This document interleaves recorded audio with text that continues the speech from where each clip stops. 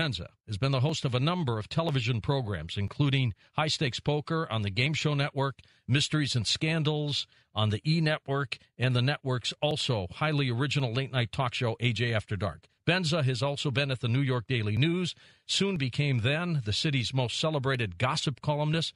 Benza's movie credits include roles in the feature films Rocky Balboa, Ransom, Conspiracy Theory, The Deli, Chump Change, P.S. Your Cat is Dead, and in 2001 published his memoirs. AJ's on with the program with me tonight. We're going to bring him in here because we are going to be dealing with a very sensitive subject that has to do with the mob. It's called For Members Only, the story of the mob's secret judge. And we're going to be talking about Kennedy's assassination, what happened to Jimmy Hoffa, and just some other things that have been going on for a long, long time. AJ, you're from New York. Yes. You know these people, and you know them well. I know them well. First of all, I just want to say I didn't know King Tut was from Arkansas. Apparently, we're finding things. From New York, having the job I had, being a high-profile columnist in New York, I was approached many times by those guys. I call them affectionately those guys because I had very, very good times with them. Some were haunting, some were scary, great moments. They helped me at times, and at times I helped them. My mother's side was mafioso. My mother's uncle was Happy Mayone, who was a hitman for Meyer Lansky. My father was an undercover narcotics cop. So you could tell that my house was kind of a little weird place to be. Sometimes torn in two, huh? I still kind of feel that way, you know? But it was interesting in my childhood. So I knew the stories, I knew the lore and the legend, and I remember the day my father brought home a magazine that said the title was The Mob at War. And it had all the graphic pictures of all the famous murder scenes you've seen from Carmine Galante, you know, with the ace of spades in his hand, what have you, with the cigar in his mouth. I was transfixed. I've been that way since. And when I met the gentleman in New York, actually before I was a columnist, in the 80s, I left college. I needed money. My dad had died. And I went on the street. And I know some gamblers. And my cousin was still in the business, sort of in an asphalt business. Let's put it that way. Yeah. Laying asphalt. And he got that job from John Gotti, Sr. So my mother did not want me to contact the black sheep cousin, but I did. And I said, I got to work. He put me out on the street. I used to get John some gamblers to pay. This is back when John was a soldier. I happen to know I gave John a bunch of gamblers that, you know, paid John good, vigorous, good juice over the years. John got to like me. I went to his trial. I knew his daughters, Victoria, what have you. Then a scary thing happened, and I really learned. I'm in a little too deep here. I was supporting the house, of course. Everything was fine. Sure. However, one day, one of the guys I gave John was a rich stockbroker from Colorado. He ended up owing him $30,000. They let it go a while. Finally, they said, "Okay, you got to pay up next week half that." They want their money. Don't they? They said he's got to pay half, and then we'll let him keep gambling. This guy he said he promised me. I said, Paul. I said to the guy, Paul, no last names. This is not some guy on a rocking chair, you know, in Oklahoma. These are the boys. He said, don't worry. I'll give him the 15. The next week, he sent a check for $500. Okay. Thanksgiving morning, John Gotti and my cousin were on the phone with me as the turkey's cooking, and my legs were trembling. He said, how'd you like to go to Colorado to learn how to go skiing? And he said to me, in a business without ethics, we got to have ethics. So if I don't get that money, you're going to go to Colorado and talk to your friend. Ugh. Needless to say, I could not eat an inch of turkey. Miraculously, it went away. John became the boss, and that story, that $30,000 fee, became like nothing to him. It was much bigger fish to fry. When he became the boss, it went away. He saw me at a restaurant, and I was very nervous to approach him, and he said, don't worry about that thing, just like the movies. I didn't worry about that thing until the day John died, because you never know if it's handed over. Yeah. But I'd seen him at the trial and what have you. And he was friendly, and I remember at the trial going to a restaurant called Jambrone's in New York. It's still there, great old place, and they'd go there during the trial, you know, in between the recesses, and him and Sammy the Bull would go, and Jackie the Nose, and all these guys. I'd follow them, and I was a reporter at this point. With the New York Newsday, and they let me follow them because Sammy said, who's this guy following us? Isn't he one of them? Meaning the press. Yeah, and John said, yeah, he's one of them, but he's more right than them. because he knew my mom's They family trusted background. you. They did. They let me in, and I sat next to John, Bruce Cutler. I mean, I was granted access, and it is romantic, and it is something that blows your mind that you can have a certain amount of power. When somebody says to you, anybody bothers you, you're around me, don't worry about it, you really think you can do whatever you want. And for a long time, I could. All right, well, you're going to fill in the gaps with us tonight, AJ. AJ's going to be with me as we talk with George Harrell and some other surprises coming up on Coast to Coast AM. Up next, for members only, the story of the mob's secret judge. That's next on Coast to Coast AM. And welcome back to Coast. I'm George Norrie, AJ Benza with us. George Harrell, author, former newsman. George was an executive for a newspaper group in Scotland when he was recruited by the Philadelphia Inquirer. Since then, he has worked for the New York Daily News, a cable advertising company. He has written several movie scripts. George has now written this book we're talking about tonight for members only, the story of the mob's secret judge. Here's George Harrell on Coast to Coast. George, how are you? Very well. Great to talk to you. Tell me a little bit about For Members Only and the judge. Well, it's an extraordinary story. I mean, what a whirlwind it was. I was approached to write a book about someone who was thought to be a very high-level mafia boss, but no one really knew in the family. But yet they had great suspicions. And I was, frankly, intrigued by it because, like AJ, I grew up watching Life magazine and Look magazine and all these pictures of mobsters whacked, you know. Yeah. And it was, and of course in Philadelphia and New York, I was well aware that there were things going on the underground that many people didn't know. And AJ was in the newspaper business, so he knew what spiking was. Oh, boy, yeah. So there were plenty of times when a story would come out, and I was there in the editorial meeting, and someone would say, no, spike that. And I would go, what? I mean, he's got a great story there. I spike it. So I've always had an interest in Mafia since I was a boy, but never really ever dreamt I'd be writing about it.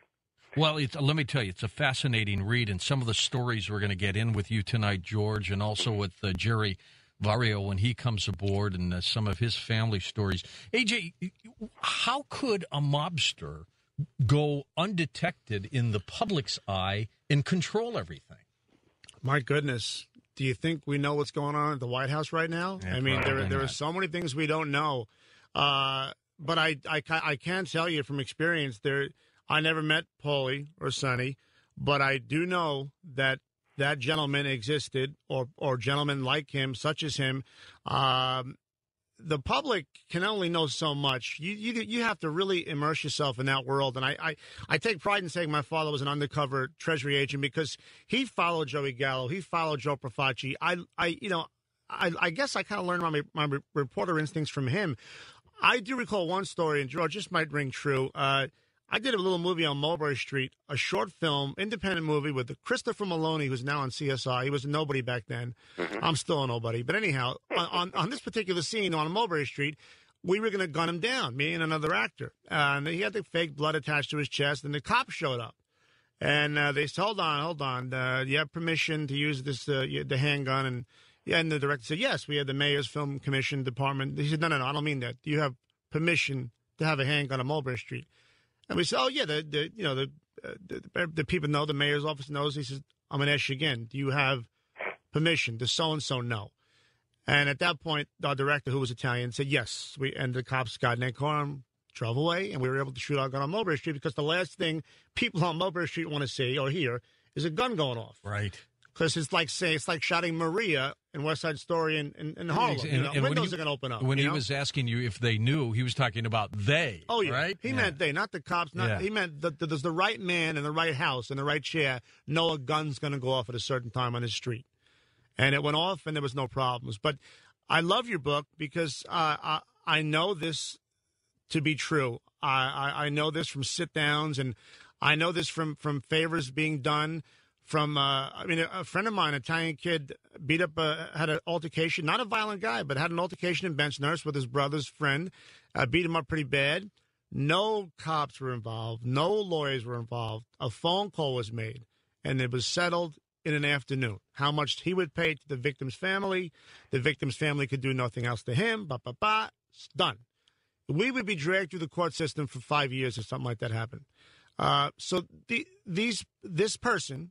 And I believe there are others, not as lofty as Paulie, but they've been around for a while, and it is a secret society, and you've got to know the right number. And there are very powerful men who cower to little old men with white hair that you wouldn't believe. Are they still strong, George, today? Because we've heard of all these other kinds of mobs that have taken over. We've heard about the Russian mob and Colombian mobs and things like that.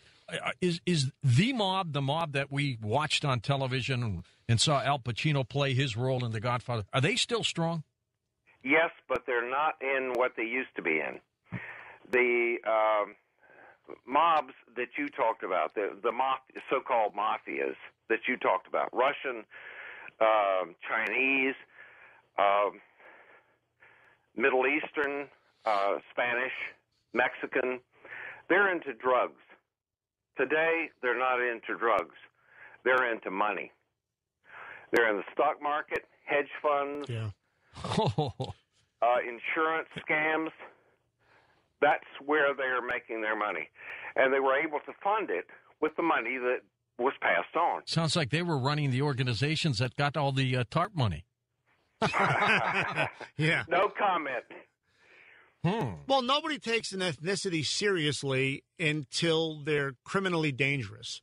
I mean, did That's anybody? true. I mean, I don't want to sound like I'm on top of the world here, but when I was in New York, no one dared say anything disparaging about a Haitian immigrant. But suddenly, the Haitians had the gang, and the Haitians had some drug dealers, and the Haitians were important. The Jamaicans grew in alarming numbers, and suddenly they made enough noise where you had to take listen, just like the Italians and the Irish and the Jews did many years before that. It takes a couple of generations for an ethnicity to be scary and to be recognized and to be respected. You know, George, I was fan. We're going to get into this later because you're with us for the whole night tonight. Wonderful. And AJ, you are too, about JFK and Hoffa, and I'll tell you a story about Hoffa a little bit later on. But how do you research to put this book for members only? It's 500 pages. It's huge. How do you do research on an organization that is supposed to be so quiet, so private? Well, AJ actually hit on something that he may not have known. When you know a name, all of a sudden you get information. Opens doors, huh? Yeah. It really does. It opens people's eyes and minds to, well, maybe this guy knows something. Okay? As far as Paul Dell University is concerned, no one's ever heard of him. But Paulie Lefty or Lefty Paulie, oh, my goodness. You had people say, don't want to talk about it, and walk away. Or you had someone say, oh, he was top dog. You know, George. Walk away. You know, George. Real quick, the night that I had this book in my hand, I wanted to see if I could kind of clarify something. I said, let me call some of the guys I know back in New York, and I'm talking big names. Top 5 family names. And I called one gentleman. I won't mention his name, but his uncle was a very prominent figure who went down when they all went down back several years ago. And I said, let me ask you a question. Blah, blah, blah. Do you know a guy named, and I used Della Università? He said, no, I don't. And then finally I got to Lefty Paulie Lefty, and he just said, nope. That's exactly right. Which was exactly, I do, but I can't talk about it right now on the phone, and when I see him in person, we'll talk about it. And I know he does know, but decorum took over the room, so to speak. George, AJ, I have a really interesting story because I was approached by the great-nephew of Paulie Lefty, who said he thought he had a good story that maybe I could write, but wasn't sure whether his great-uncle was, in fact, a big-time guy, okay? So what they did is they, first of all, said that they had had 3 sessions with his only remaining sibling, and they had a stenographer there and 2 lawyers John Lakin, who is a defense lawyer, and anyway, they had interviewed this man, Uncle Sonny, as they all call him. I want you to pick that up right from there, George, when we come right back. George Harrell, our guest, he's the author of For Members Only, the story of the mob secret judge. A.J. Benza with me as well as we're live from Los Angeles. I'll be back in a moment on Coast to Coast AM. I've got to tell you, when I read the portion in For Members Only about JFK, it convinced me that what I always believed was absolutely correct. And we'll talk about that, too, with George Harrell. We'll be back in a moment. A.J. Benza with me. That's all next on Coast to Coast AM. And we're with George Harrell, and A.J. Benza and I were just talking about some of the stories in For Members Only. George, go ahead and finish that story that you were talking about where you said, attorneys were there. What was going on? It was a very compelling story. I'll make it as brief as I can. They sent me 3 separate, I call them depositions. They were interviews with this last remaining sibling. His name was Sonny. And they were just fascinating with all kinds of stories, but they were quite rambling. So I got back to them and said, yeah, I'd be interested in looking into this. And they said, well, I tell you what, we're going to fly you up to New York City. You're going to meet him in Little Italy, and you have the opportunity to talk to him. And I said, fine, I'll do that. I still had not committed to anything. I arrived, but I had decided, I don't know, just because his stories were so rambling, that maybe I would take a video camera. Well, you can imagine what it was like to meet him right in Little Italy and start walking down the streets with a video camera in hand. And here he is, a known figure, major figure in Little Italy. So the lawyers were having to grease palms everywhere I went with my camera. And he had stories and started listing all kinds of names. Sally Burns, Jimmy Alto, George Argendia, and, of course, a Lefty Paulie, or Paulie Lefty.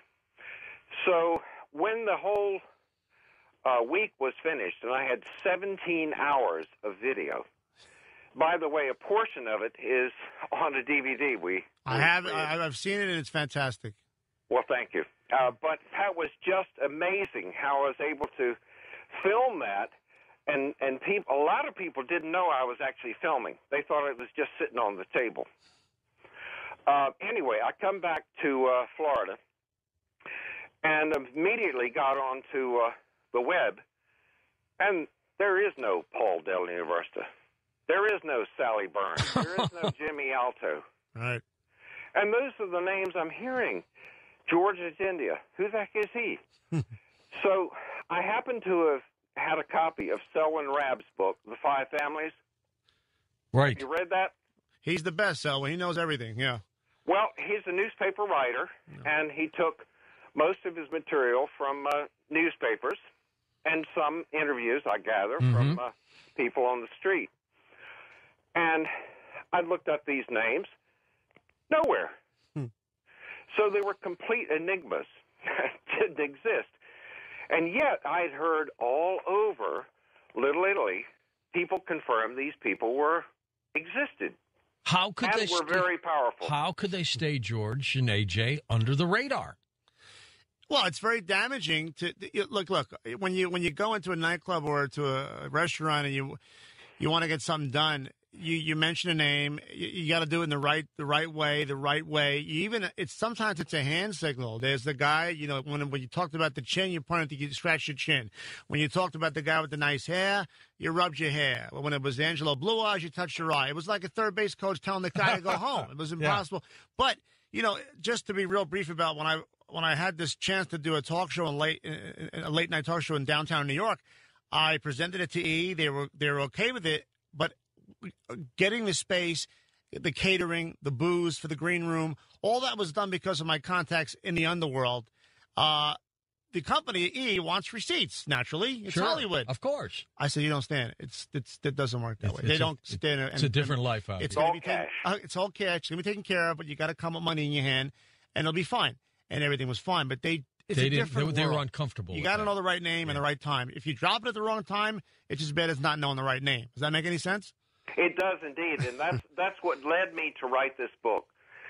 I had reached a stone wall. I had no idea how to get in touch with these people.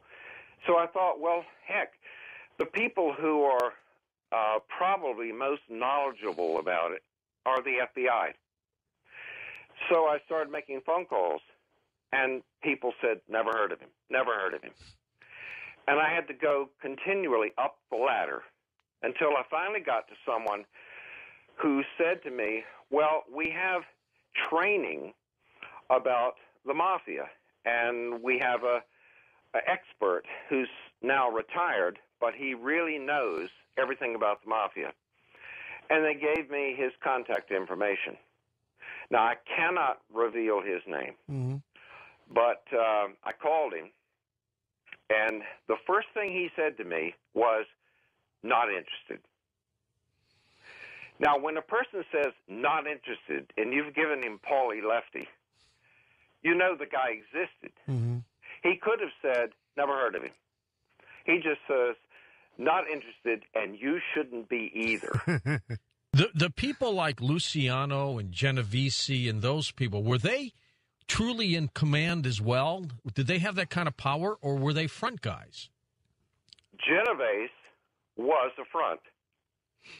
And I have that well documented in the book. He was not, nor could he be, a mob boss, because he was born in Naples, Italy. Right. Not Sicilian. Right. You could not be a major boss unless you were Sicilian. You could still. That goes all the way to Paul Castellano. 100% right. You could still earn a lot of money for them, which to them, that's the most important thing. You could still earn a lot of money for them. You could take care of their dirty laundry, be it Irish, black, they don't care. Jewish, but you're right about that. You've got to be on top. If you're going to be Sicilian, is the main thing. But you still can get pretty far being Napolitan, as we say, or Calabrese, But you're right. You're right. But those guys still made a dent. The Gottis and the Gambinos and the Genoveses, they still were powerful men. But there were those times where they had to walk into a room and cower, so to speak, to a man no one ever heard of to get a yes or a no. George, I was born in Detroit, and I'll always I was in Detroit media in a big way, and I'll always remember them talking about how big the Detroit mob was. And then I went to St. Louis, and they talked about at the time back in the 70s and 80s how big the St. Louis mob was. Right. Was this mob that Paulie Lefty was in charge of, was that just New York, or did he oversee everything? I'll finish the story. All right. I finally get to this historian, a retired top guy, knows everything. And he gave me a long story. You don't want to go into this. And talked about a woman who was doing the same thing I was, not necessarily about Paulie, but the same thing. And she was whacked. And he was telling me, don't touch it. Just don't go away. Let it go. Yeah. So finally, I kept persisting. He hung up on me about 3 times. And I kept calling him back. And finally he asked me, was he a consigliere? And, of course, my answer was, well, that's why I'm calling you. And he said, not interested, and hung up. I called Jerry, the guy who had contacted me to write the book, and said to Jerry, told him the whole conversation, gave him his telephone number. He called him and said, you told my writer that you're not interested, but you did ask him if he was a consigliere. Was my great-uncle a consigliere? And the FBI guy said, for the entire American Mafia. Wow. The whole thing. He was the top dog. AJ, could you believe that? It's hard to fathom, but if you read reports about the size of the American Mafia, people think it goes in the hundreds of thousands, but in actuality, we're talking about, George, it's more fresh in your mind since you've been doing the research, but what are we talking about, 4,000 or 5,000 people? Yeah, it was about 3,000 really heavy active. And, of course, they didn't call themselves the Mafia. That's like a CEO running a kind of a mid-range company. I often talked about it being a corporation, a large corporation. And I use the example of GE. GE is a huge conglomerate. Okay, they have, appliances, they have jet engines, they have all kinds of things.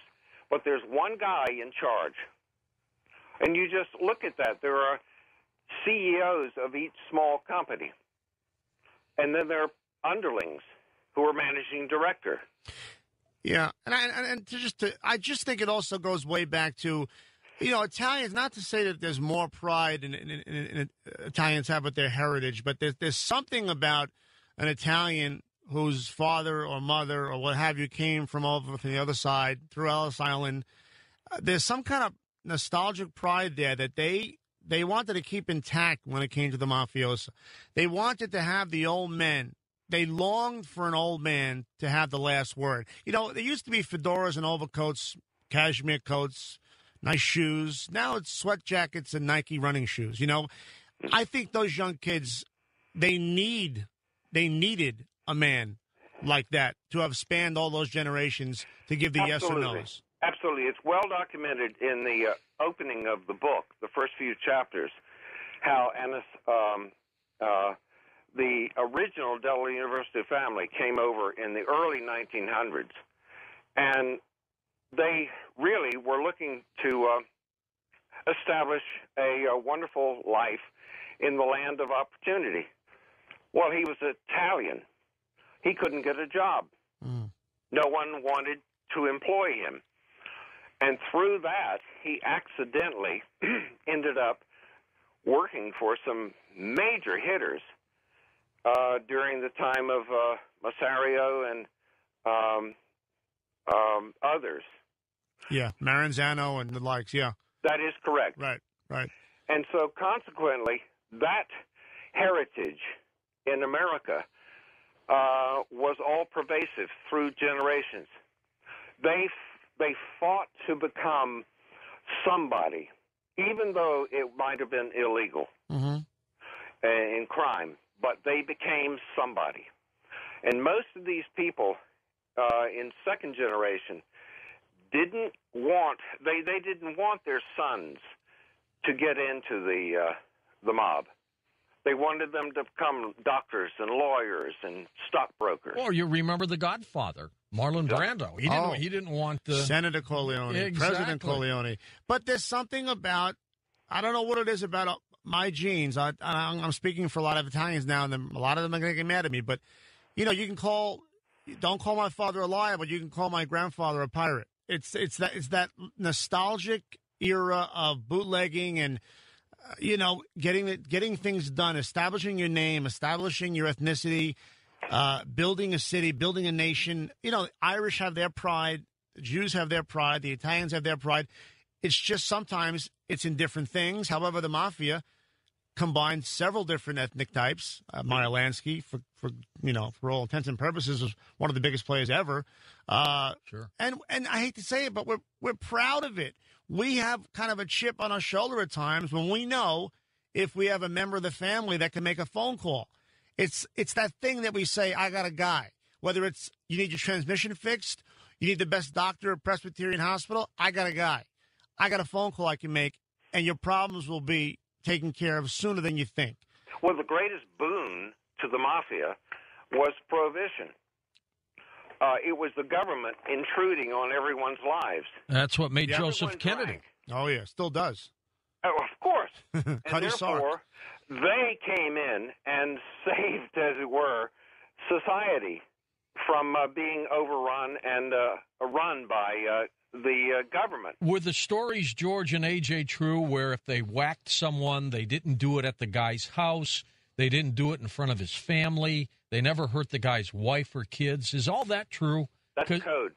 Absolutely. See, nowadays, I'm not talking about the Italian mob, but these other mobs, they'll go in and blow up your house, kill your kid, kill your wife. There was a code. There still is to an extent, but it's changed because, like I said, the youth has prevailed in the mafia now. I'm speaking from New York. But, look, Joey Gallo got blown away at Umberto's Clam House in front of his wife, and his face fell on a plate of spaghetti. So they do stray sometimes. Yeah, Umberto's, I'm sorry. They do stray sometimes from the script. But for all intents and purposes, you can't even hit on another man's wife or tell her she looks good tonight. They really have a strict code among thieves, so to speak. And they have a strict code within their own family. Yeah. You didn't smack your wife. No. You didn't even swear to her. And she also was not to know your business.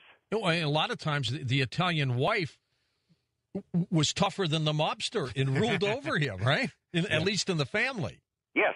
She ran the family business. Yeah. But often she had no idea. I mean, even the Della Ursta family, they suspected that he was bigger than he was. But on the street, his front was just a small-time bookie.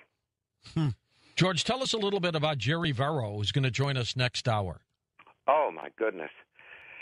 Jerry was just a revelation to me because he had talked to me on the telephone when I heard this real deep New York accent, probably Brooklyn, Queens, I didn't know, but it was just, he was authentic. And he talked about his family and gave me loads of stories.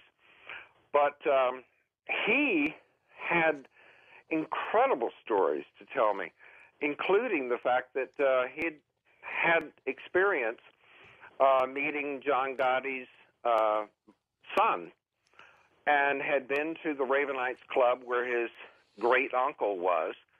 And he had some wonderful stories about his experiences there and what he observed. Well, Jerry's right out of Central Casting. He really, I watched your DVD, which is just really like a voyeuristic view, a peek into Sonny's stories and the stories of the mob over the decades. But you got Paulie in a cab and the stories he's telling you, and I'm watching and my heart's pounding because I want to be on those streets so bad again in New York. And I'm looking at the old restaurants and the Muldoons and the Mulberry Street Cafe and Ferraras, and I started sweating. I want to get back home, back on the street. But between the voice and the food and the conversation, I couldn't take it.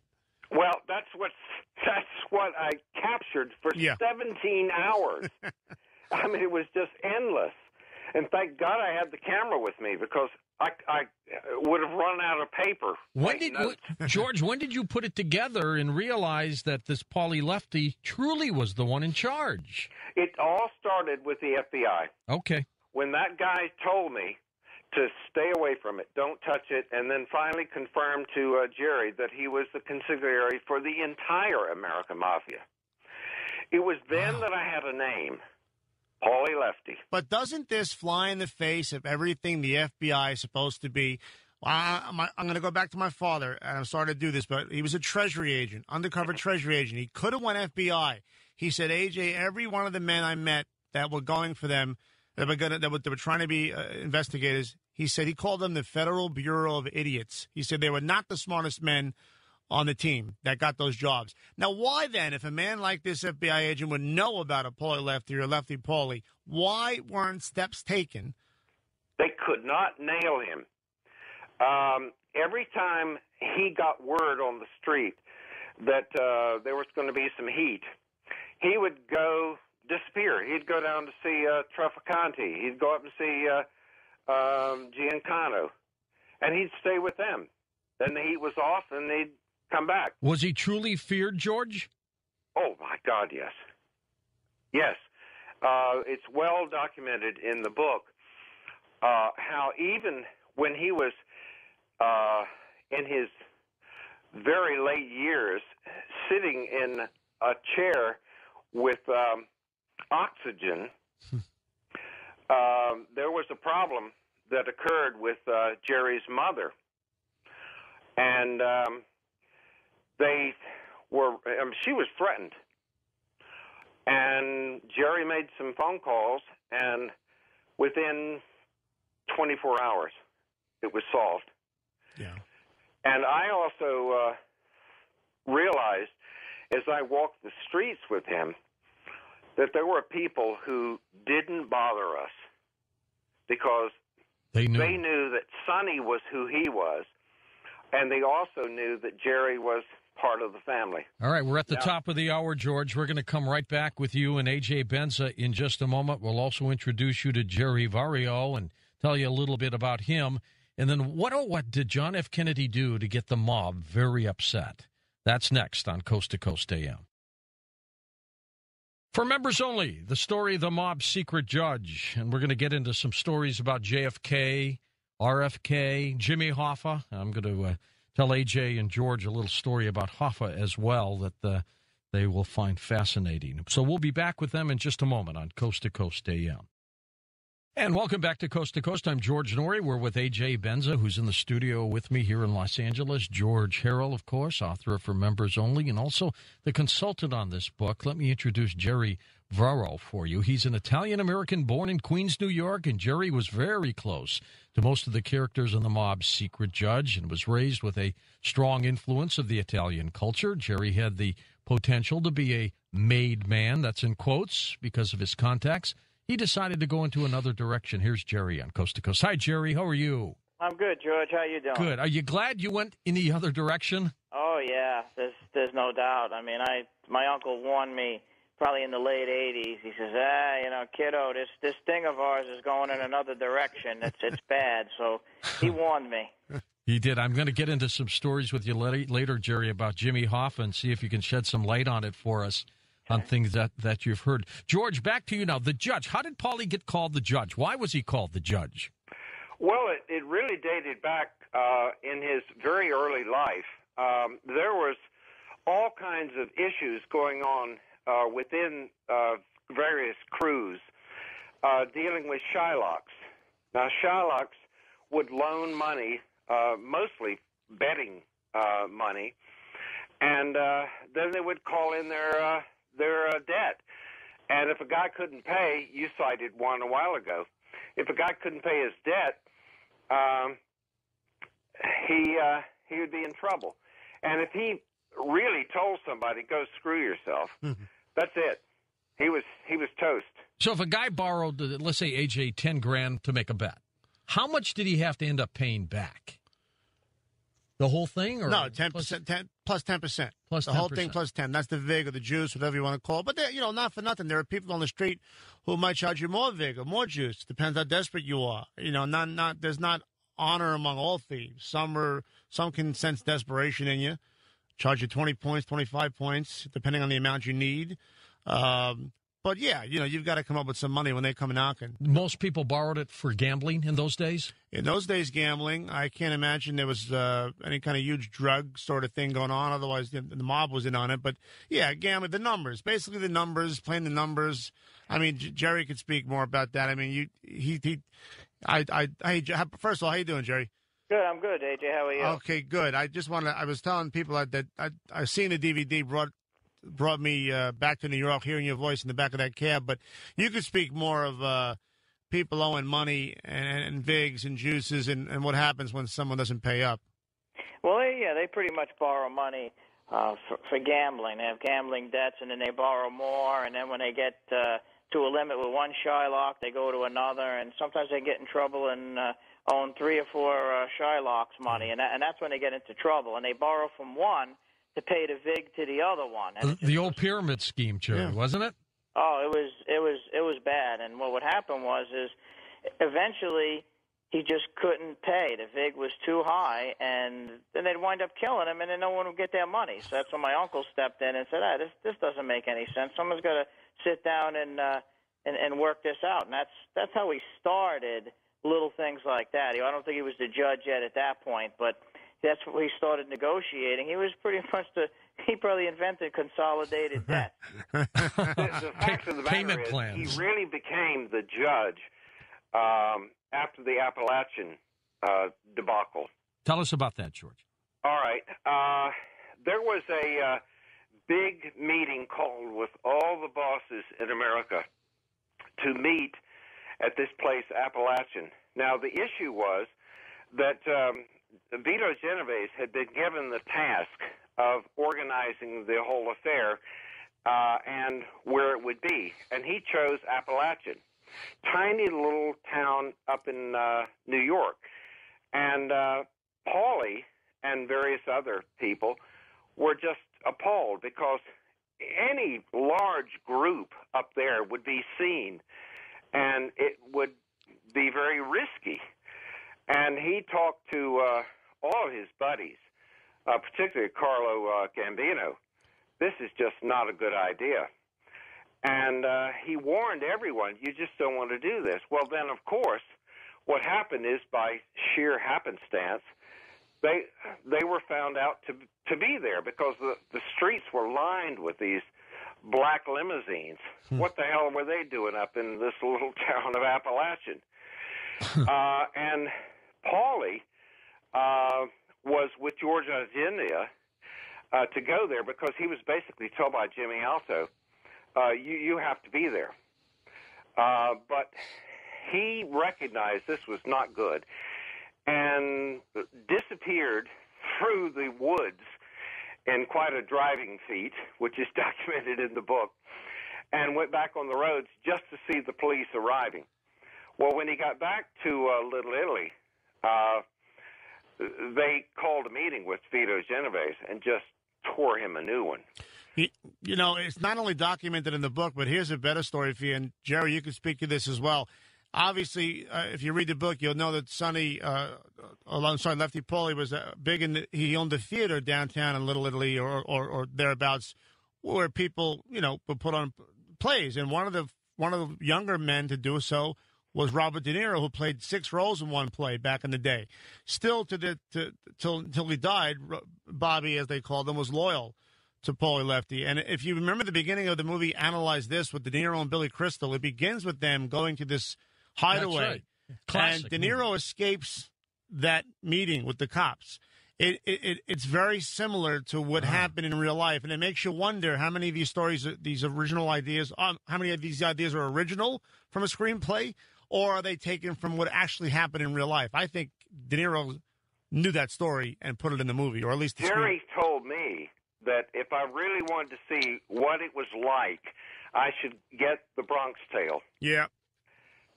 You want to talk about that, Jerry? Well, yeah, I was telling him, he was asking me what are the more realistic movies, and I said, Bronx Tale that's perfect. That was really realistic on how the life, how life was in an Italian American community. That was very realistic. Now, some movies, it's got a lot of bull in there, but that was very realistic. How about Goodfellas, Jerry? Pretty close? Yeah, Goodfellas is pretty good. That was well done. That was realistic in a lot of ways. That was really good. The Sopranos are pretty good. I asked my uncle about that, and he says, well, it was accurate in regards to a New Jersey family. A typical Jersey mafia family was dysfunctional like that, where a mob boss is going to a psychiatrist. Yeah. The other kid there is shooting up drugs and things like that. It was accurate that way, and in different terminology using it. A guy that did it, you could tell that he consulted with somebody that knew a lot of terminology when he called this kid a gagoots. Yeah. And when they said, get off my stoop, which is the steps to your house, those are terms that you wouldn't know unless you were, in New York. Also, you wouldn't know if you called someone a half a fanoik. Yeah, half a fanoik. All right. Which is my nothing but grandfather used to say, call him, he's a half a gingerilla. That was another one where a guy was a wannabe wise guy. He was really see, that's the thing too, George. In the mafia, there's a lot of guys that claim to be somebody, and they were nobody. Right. Nobody checked, right? No, not really. From what he told me, the FBI just wanted to kind of show that they were doing their job. So they would bust guys, from time to time, but just. They knew who Paulie was, of course. They knew who George Argendia was. It was really, I think, Thomas Filipponi. They knew who those guys were, but why are they going to bust the real guys? Yeah.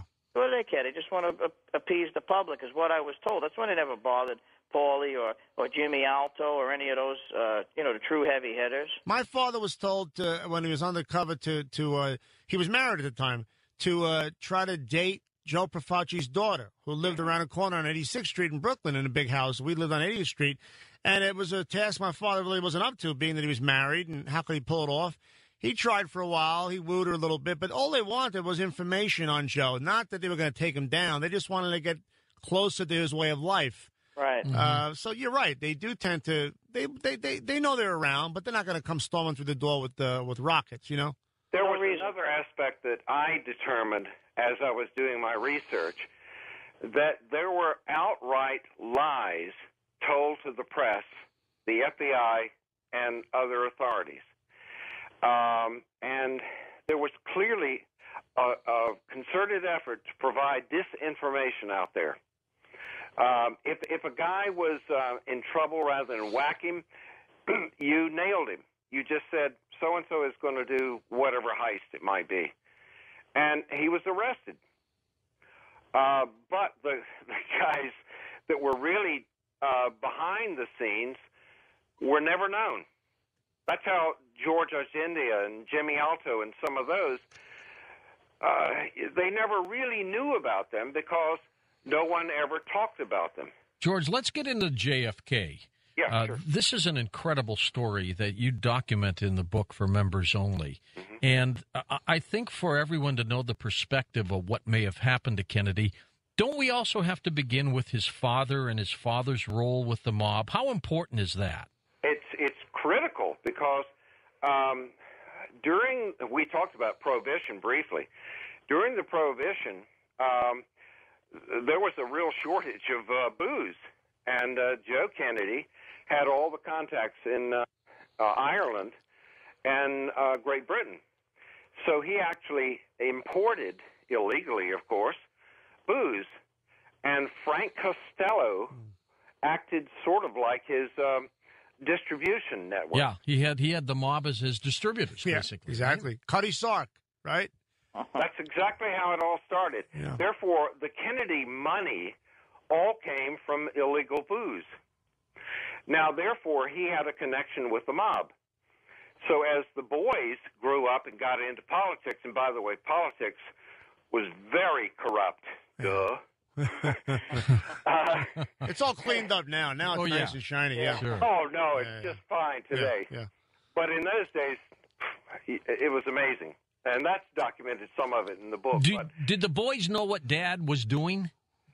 You have to know. You have to believe that they did. I mean, come on. Yeah. Where did Dad get the money? You know? But anyway, therefore, there was a connection with the Kennedy family and the mob that dated back to their father. Then when it came time for, when Russia put missiles into Cuba, it actually coincided with a time when key Mafia members, Sally Burns, Meyer Lansky, Giancano, Trafficante, they'd all sunk millions of dollars into making Cuba the new Las Vegas. As a matter of fact, I think they wanted it to be beyond Las Vegas, didn't they? Absolutely correct, without restrictions and legalese and things like that. They wouldn't have feds all over them. They could do anything they wanted to, and they didn't have income tax. All they had to do is grease the palm of Batista. Yeah, you didn't have the gaming commissions. And Batista, the mob gave him millions of dollars. He skimmed, didn't he? Yeah. Correct. Mm-hmm. And so consequently, Meyer Lansky, for example, had sunk literally his entire wealth that he had accumulated over decades into his hotel and casino complex. When Castro came in and took over... And of which no one predicted, George. The FBI, government, nobody thought Castro and his little band of militants was going to be able to overthrow Batista, who had the government supporting him, the mob, and also whatever Cuban army was around at the time. And that's exactly right, and that is what actually caused the real problems with Kennedy, because this small-time guerrilla has now taken over all their businesses. Get him out of there.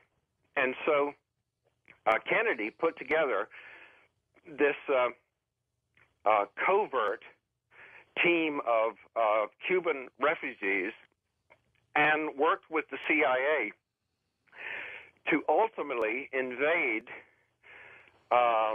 Cuba and therefore kick out Castro. This is the Bay of Pigs, that would right? mean that the Mafia would therefore be able to go back to their hotels and business would be as usual. What happened, though, George? Why did Kennedy back down? He was supposed to send in heavy bombers and jets and planes.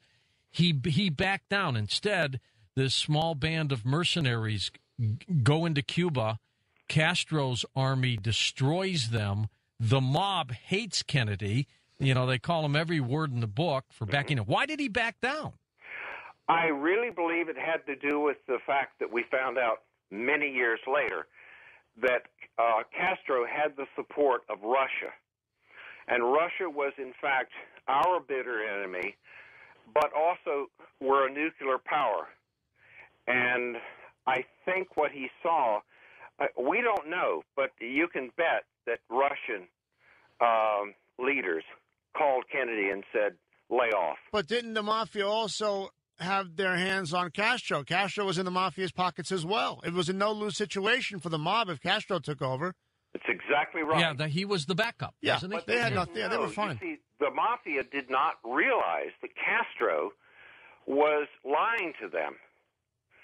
He was into the communists, owning and running everything. He never had any intention of letting the mob take over keep those casinos, did he? That is correct. Yeah, I believe that. So and therefore, what happened is that when Kennedy just basically stopped the whole affair of the Bay of Pigs and let everybody rot in hell, there were all these mob guys who were helping the CIA. There were also the CIA people who were left out to die. And they were either murdered, arrested, tortured, whatever. They were all stuck in Cuba. Yeah. So you had the mob and the CIA completely pissed off at JFK. Those are two people you don't want pissed off at you. Something's going to happen bad. So, Jerry, did the family ever talk about the JFK assassination? Well, my Uncle Sonny asked my Uncle Paulie, who would have known, one time. He asked him, he told me, so he asked him, hey, Paulie, what happened to JFK? How'd they do it? And he answered him in 2 words, don't ask. Don't ask. That was the last time he ever asked. Because when he tell you that, you wouldn't ask. Because he would tell different things. Of course, he told him about Hoffer and stuff, which you'll get into later. Yeah. And how that was orchestrated. But JFK, he didn't want to talk about that. He said, don't ask. And he never asked again. Well, I'm beginning to learn just from AJ's experience that don't ask means I've got the answer, but I'm not telling you. Yeah, he's exactly right. He protected the family quite a bit. In fact, a lot of family members, even till this day, they still don't believe he was as powerful as he was. Some of them know, the real immediate family members, the sons.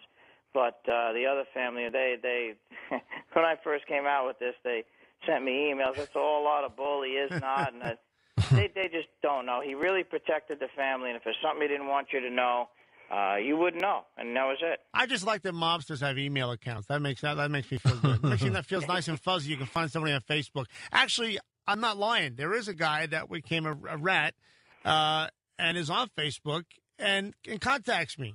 And these days, and everybody knows. Yeah, it ain't. Joe, you know this. It ain't what it used to be. You could turn currently, let's say, and go back to living your life, spend a few years in another city, another state, change your nose, change your hair, but you come back and nobody goes after you. You don't hear about those stories that somebody got whacked 20 years after they ratted somebody. This new generation doesn't carry the same. I don't want to say hatred or tradition as the last one. It's just now they carry their own screenplays. Yeah. Yeah, you're right. All right, George. So Kennedy doesn't back up the mob, doesn't back up the invasion of Cuba. He's ticked off a lot of people. Including the CIA. And somebody decides we got to take him out. Mm-hmm. Who does that first? Is it the mob? Is it the CIA? Who says, let's get Kennedy? Well, here's the situation. Hold it right there. We'll take this break, and then we'll come back and find out, because it's an incredible story. How does Oswald fit into it? How does Jack Ruby fit into it? We're speaking with George Harrell and Jerry Varro. A.J. Benza with us for members only, the story of the mob's secret judge. Their website, MafiaSecretJudge.com, linked up at CoastToCoastAM.com. I'm George Norrie, back in a moment on Coast to Coast AM. Okay, next hour, we're going to take your phone calls with George Harrell, author of For Members Only, the story of the mob's secret judge, and also Jerry Varro, and also A.J. Benza. When we come back, more to talk about the Kennedy assassination, and we have to talk about Jimmy Hoffa. This is an incredible story as well. That's all next on Coast to Coast AM. And welcome back to Coast. I'm George Norrie. We've got A.J. Benza here over next to me, George Harrell, of course, and also Jerry Varro. George, let's talk about this Kennedy assassination. Then who do you think came up with the idea to get him? It really all started, of course, John Kennedy, the President Kennedy, was seen as really a wimp by the mob. He had ticked off the mob, and, of course, he ticked off the CIA. But it so happened that his brother, Robert, decided that he would also run for president. And, well, I'm sorry. No, you're jumping ahead of yourself a little bit. Yes, I am. I'm sorry. What happened is that Robert Kennedy decided that his political career would be greatly aided by nailing some top mafia bosses. So he proceeded to set about to go after the mob. Well, of course, his father had been heavily involved. What's this turncoat doing? And he's very abrasive, was very abrasive, and was beginning to really tick people off. And the primary problem was that he extradited Carlo Marcello, who was running a lot of the business out of New Orleans. He extradited him to Guatemala. Well, that really ticked Marcello off. Well, and we know New Orleans was a key point in the JFK assassination. That is correct. And so what happened is that they all got together, the bosses, and said that they really wanted to take Robert Kennedy out. But if they did that, what would happen is the president would have the entire armed forces, FBI, every agency there was, and they couldn't stand the heat. But they'd take the wimp out first, and essentially... And then get the brother later. Correct. So they planned this. You write, and I agree with this, how Oswald was there. He was part of it. They recruited him. They found him. But there were others there as well, and that's the key to this entire story, where everybody is now beginning to believe that, maybe there's more than one shooter. We still have, a handful of folks out there that will believe in that story. But you point out so eloquently, George, in the book, how there were other shooters there. You describe, without saying it, the grassy knoll. And, they were there. And it's very possible someone else took that fatal shot on Kennedy. I actually, after the book was finished, I happened to be talking to a person who had told me that he was involved with Magadino's crew up in Buffalo. And he had, as a neighbor and very good friend, a person who was the only person who did the autopsy of John Kennedy. And that person, I'm not going to say it's a man or a woman, that person said, there's no question about it, there was a second bullet, and it was not Oswald's. Did the mob expect Lyndon Johnson, who had then become president, to go into Cuba and get those mafia assets back? I don't really believe that. What they were concerned about, and also will work to their benefit, that if John Kennedy, was whacked in Dallas, being the state of Texas, that there would be some possible cover. And consequently, as later on you can see in documentation, there was definitely cover. There were people. They let Jack Ruby come in. Oh, absolutely. Oh, I mean, you think, AJ, can you imagine that? A guy comes in. He could have handed him a box of chocolates. He's got a gun. I mean, that was just ridiculous. He's carrying heat. Yeah, yeah. He comes in and he kills Oswald because they were afraid Oswald was going to talk. And Ruby was the loudest mouth. They all know who he was. Yep. He was And what was Oswald's greatest line as he was being let out before he got shot? That was like a day or two later. He says, "I'm a patsy. I'm a patsy." I'm a patsy. Well, it's tough to go down with that being your last words, Yeah. but I believe it 100%. He knows he was set up after he did it. And he was set up because he was a very extreme communist. And John Kennedy was an extreme anti-communist and was threatening all kinds of issues with Cuba and just basically communism in the United States. I mean, the theory makes sense. When you look at what happened to the mob's assets in Cuba, the fact that they lost millions of dollars from their casinos that were taken by Castro, and then you see what happened in the Bay of Pigs. I mean, it's the only logical conclusion that the mob and others who wanted Cuba took John F. Kennedy out. So once that was done, then we have Robert Kennedy, and then he is gunned down in just a very strange way. AJ, you've got your own theory about that. Well, I'm a believer in Sirhan. I just cannot. But he doesn't recollect doing it. I believe it. Look, I don't have to tell you. You've seen so many hours and heard testimony from people who can be put under spells and what have you, and hypnotized. Sure. I completely believe in that. As an ex-reporter and as just a man with intuition, the father of a cop. I look at that man and I know that he's telling the truth. He doesn't recollect it, and I believe it 100%. AJ, there is documentation that he was far away from RFK and in front of him, okay? He also had an 8-shot pistol. There were 9 shots fired. Yeah, I love that theory. That's like the George Reeves Superman theory where they said it was suicide, but there was a couple of shots that missed. You know, you generally don't miss your head with suicide attempts. The key was the autopsy. In the back of Kennedy's head were a gunshot, not only a gunshot, but also residue from the muzzle. That had to be inches away from his head. Yeah. There was somebody else in there. Then, of course, you look at the other documentation, photographs, that CIA people were there who were out of Miami. What the hell were they doing in Los Angeles? And of course, the big story was that Robert Kennedy, when he was the Attorney General, went after Jimmy Hoffa. Yeah, there you go. Got him convicted. Hoffa, of course, was in charge of the Teamsters Union, had his hand with the mob. There's no doubt about that. I know James Hoffa Jr., who's running the Teamsters today. I've met his sister, who's a judge in St. Louis, Jimmy Hoffa's daughter. There's no question in my mind that Jimmy Hoffa was involved with the mob at the time, and Robert Kennedy went after him.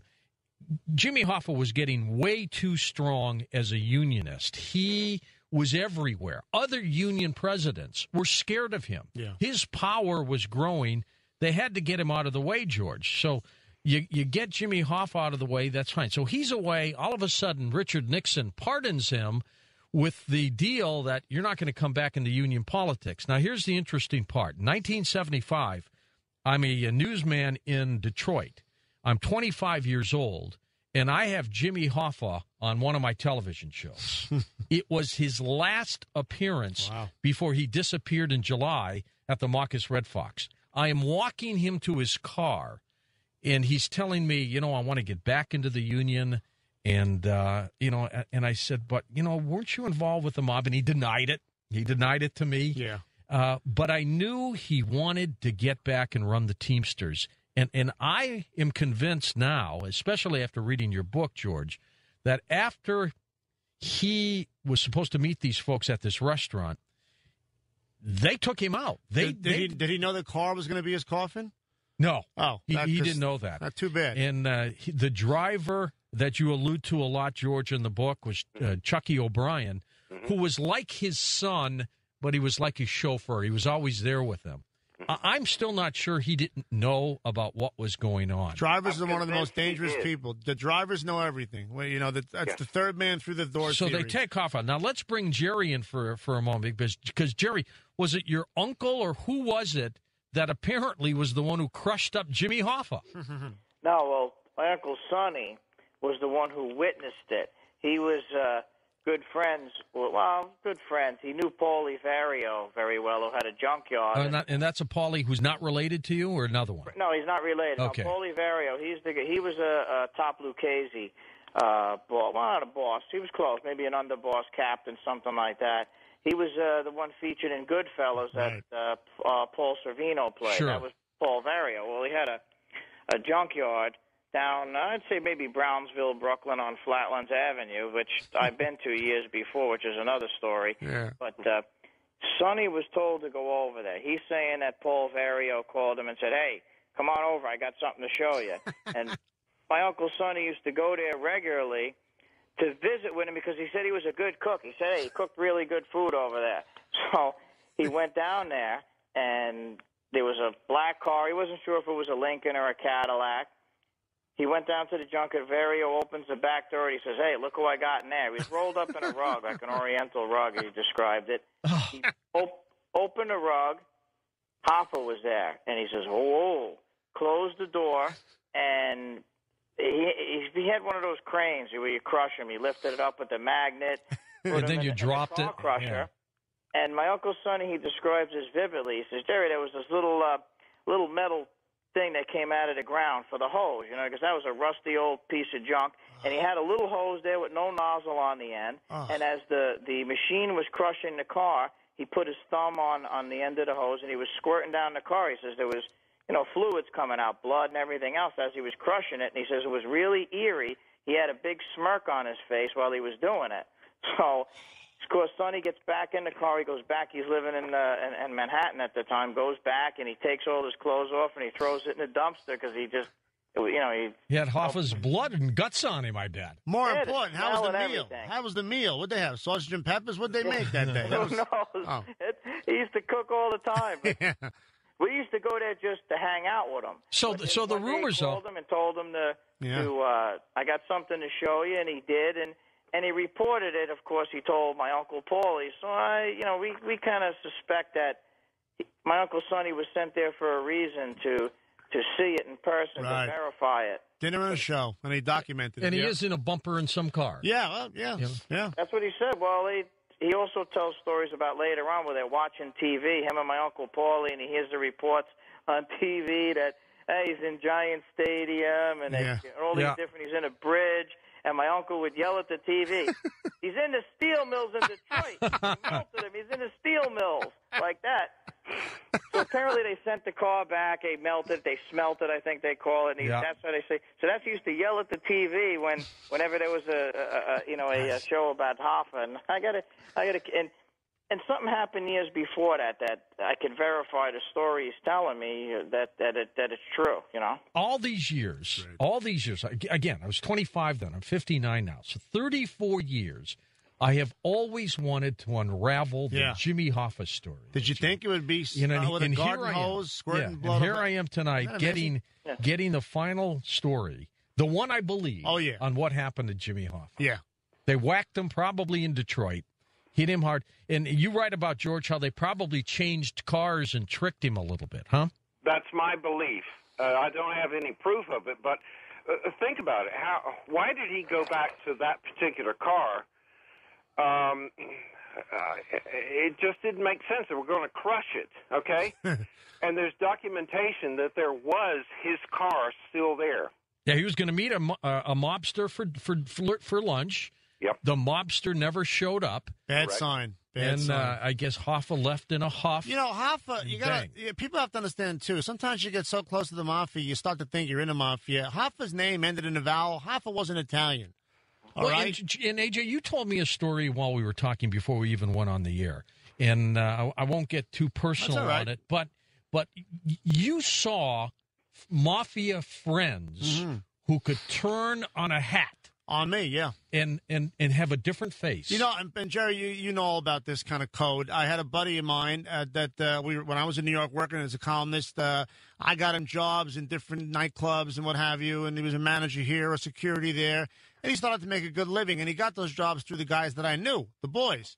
And what happened is one time he did something wrong. He used somebody's name he shouldn't have used. And they came down on me because the worst thing, I vouched for him. Yeah. I vouched. That's the bad word. When you vouch for somebody, you're really extending yourself. Yeah, well, the same guys who I finished countless bottles of grappa with and had countless meals on the arm with, boy, they turned on me one night, and I said to my buddy who was involved with them, I said, what do I do? He said, don't change your routine. Go to the same restaurant, order the same drink, talk to the same waitress, and see what happens. If you don't show up, they're going to come after you. Well, they stared me down. They didn't touch me. I think because I was still a journalist, and that was kind of hands off. Yeah. And I did help them in ways. And they let me go. 2 days later, they were back to smack me in the back and having a good time with me. But it was like your puppy becoming an attack dog in a second. If they had gotten the word, though, take out AJ, they would have done it. Well, they took my friend out. They gave him a beating that he still suffers from to this day. Really? He has nets in his stomach and screens to hold his organs in. And they fed him first. They said, come on, have some dinner. After you had a bunch of food, then they beat him up in a corner in the snow. Gosh. Yeah. Well, Jerry, is the mob still powerful? What do you hear?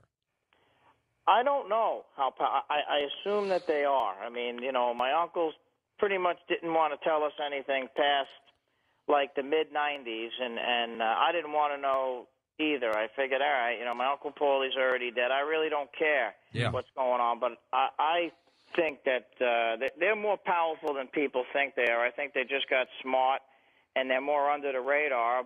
And another angle is my uncle saying, well, there's still some of the old-timers that are behind the scenes that are making money, but these renegades, these young kids are just, they think it's the Wild West, and, they're the ones that the law enforcement knows about and thinks there's really nobody left that's significant. Well, they're not really running the show. If there's still guys behind it, well, what I think, based on what my uncle told me, he didn't want to tell me too much, I think a lot of them, at least the smarter guys, they're into legitimate businesses now. So, yeah, they're still who they are. I mean, but they're out of it. They're in legitimate businesses, and I don't think they're into it too much. So how big are they? I really don't know. Also, there were people who got 20-year sentences 20 years ago that you forget about that are out now that I happen to know. And when they get out, they still are afforded the same importance they had before they went in. So people tend to forget about those guys. Maybe they're 75. But they're still out there. They're out there, and they're still important, and they're still talked to and served upon. Did anybody talk about Frank Sinatra? Oh, my God. With the crowd? Everybody had a Sinatra story. Even I have one, and I'm nobody. I mean, everybody had a Sinatra story. He was everywhere. Yeah. He was there. George, where do you get the book for members only? The easiest way to get it is through MafiaSecretJudge.com. There are links on that directly to the major bookstores, notably Amazon.com, Barnes & Noble, and Borders. If you go into your local store, they can look it up on the website, on the Internet, and they'll find the book either under For Members Only, The Story of the Mob's Secret Judge, or through my writing name, which is G.T. Harrell. If this becomes a movie, you got to have AJ in there because he looks the part. I'll write it and I'll play the third banana. Just don't put me in the fender like Hoffa. But I'll tell you, there's no other show. If there would be a movie about it, and I know Jerry's talking to screenwriters now about doing something about it.